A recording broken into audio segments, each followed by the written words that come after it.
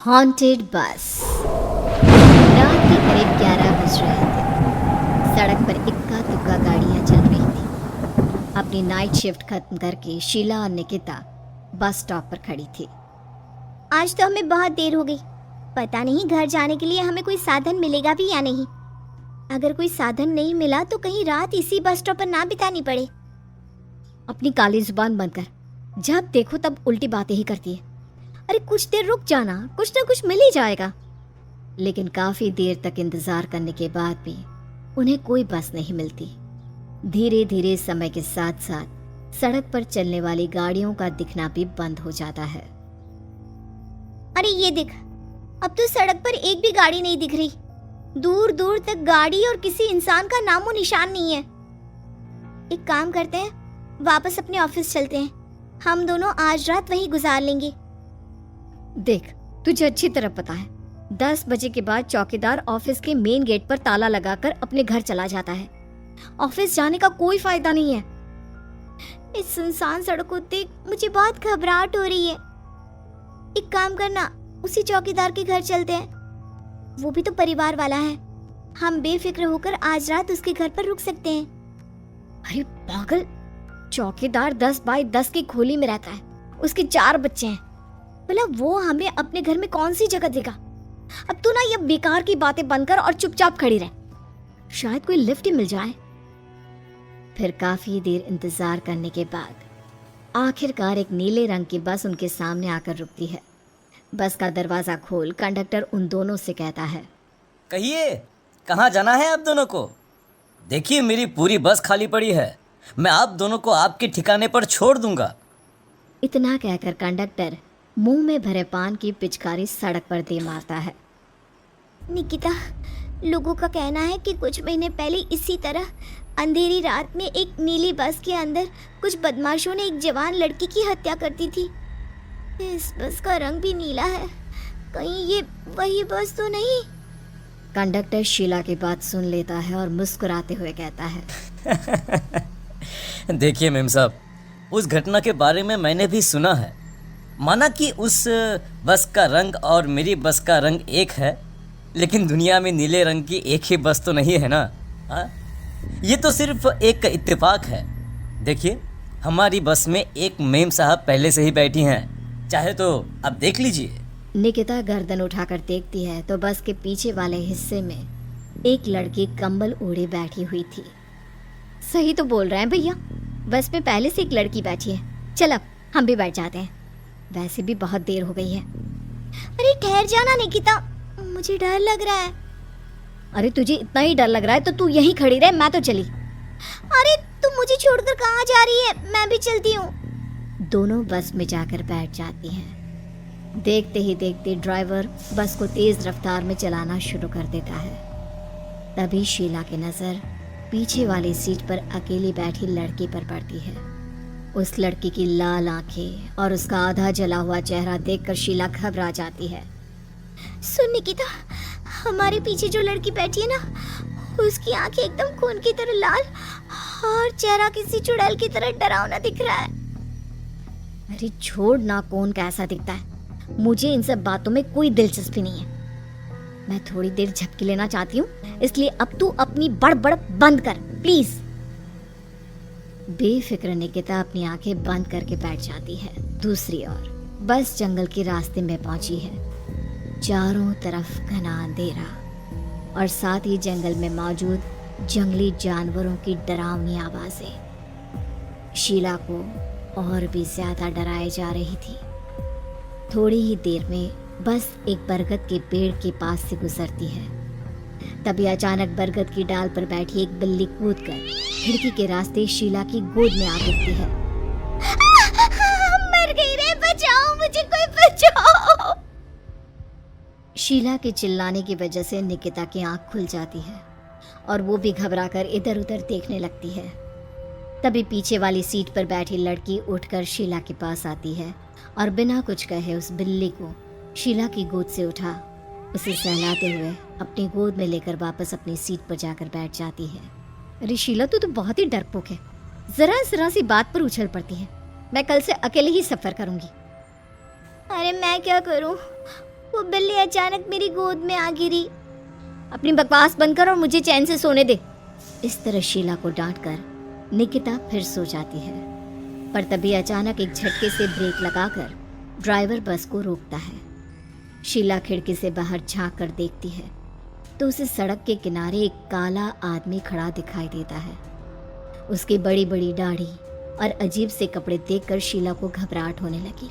क्या हुआ ड्राइवर भैया, आपने बस क्यों रोक दी? अरे वो देखो वहाँ, वो सड़क के किनारे एक आदमी खड़ा है, उसी के लिए मैंने बस रुकवाई है। शीला निकिता को धक्का देकर नींद से जगाती है। अरे अब क्या हुआ? वो देख, सड़क किनारे कितना डरावना आदमी है। उसका अजीबोगरीब हुलिया देखकर लगता है जैसे कोई शैतान खड़ा हो। अब शीला की तरह निकिता भी उस आदमी को देखकर थोड़ा डरने लगती है। कंडक्टर, क्या तुम उस आदमी को बस में चढ़ाने वाले हो? उसे देखकर हमें डर लग रहा है, उसे बस में मत चढ़ाओ। अरे डरने की कोई बात नहीं है मेम साहब, ये आदमी जंगल के पीछे वाले गांव में रहता है। ये रोज इसी वक्त मेरी बस में बैठकर पड़ोस वाले गांव में जाता है।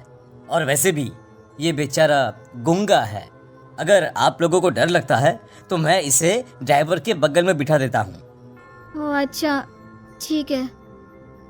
फिर कंडक्टर का इशारा पाते ही वो आदमी बस में सवार हो जाता है। ड्राइवर दोबारा एक्सीलेटर पर जोर देकर बस को आगे बढ़ाता है। थोड़ी ही देर में बस एक घाटी पर चढ़ती है। बस के एक तरफ गहरी और डरावनी खाई थी, पर ड्राइवर को इस बात से कोई फर्क पड़ता नजर नहीं आ रहा था। वो लगातार बस की रफ्तार बढ़ाकर बस चलता जा रहा था। ड्राइवर भैया, आप देखते नहीं क्या बगल में इतनी गहरी खाई है? बस की रफ्तार लगातार बढ़ाए जा रहे हो, थोड़ा धीरे चलाओ ना। अरे मेम साहब, घबराने की कोई बात नहीं है, ये तो मेरा रोज का काम है। मैं तो यहाँ इसी रफ्तार से बस चलाता हूँ। आप बेफिक्र होकर अपनी सीट पर बैठ जाइए, आपको कुछ नहीं होगा। ड्राइवर के कहने पर निकिता शांति से बैठ जाती है। कुछ दूर चलने पर अचानक ड्राइवर बस को सड़क के किनारे रोक देता है। शीला एक बार फिर खिड़की के बाहर झांक कर देखती है, लेकिन इस बार उसे कहीं कोई दिखाई नहीं देता।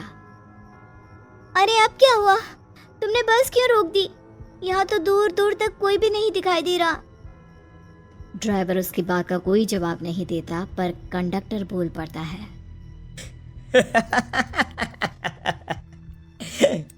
ये हमारी फेवरेट जगह है, हम अपने सारे अच्छे काम यहीं पर करते हैं। अब हमारा प्रोग्राम खत्म होने के बाद ही बस यहाँ से आगे बढ़ेगी। इतना कहते ही कंडक्टर सीट के नीचे रखी एक शराब की बोतल निकालता है। अरे ये सब क्या है? तुम्हारे बस में सवारी बैठी है, उन्हें घर पहुंचाने की जगह तुम यहाँ सड़क के बीच में बस रोककर शराब पियोगे? बस में लड़कियों के बैठे हुए भी तुम्हें ये सब करते हुए शर्म नहीं आती? कंडक्टर कोई जवाब नहीं देता और मुस्कुराते हुए शराब पीने लगता है। तभी ड्राइवर और दूसरा आदमी भी कंडक्टर के साथ मिलकर शराब पीने लगते हैं। निकिता, मुझे इन तीनों के इरादे कुछ ठीक नहीं लगते। हमने इस बस में बैठकर बहुत बड़ी भूल कर दी। तू घबरा मत, मैं हमेशा अपने पर्स में छोटा सा चाकू रखती हूँ। उसके रहते ये तीनों हमारा कुछ नहीं बिगाड़ पाएंगे। देखो गज्जू भैया, हमारी बस में इस समय 3 जवान लड़कियां बैठी हैं। कहो कहो सबसे पहले किसका शिकार किया जाए? मैं तो कहता हूँ कि सबसे पहले वो जो पीछे अकेले जो बैठी है ना, उसे पकड़ कर लाओ।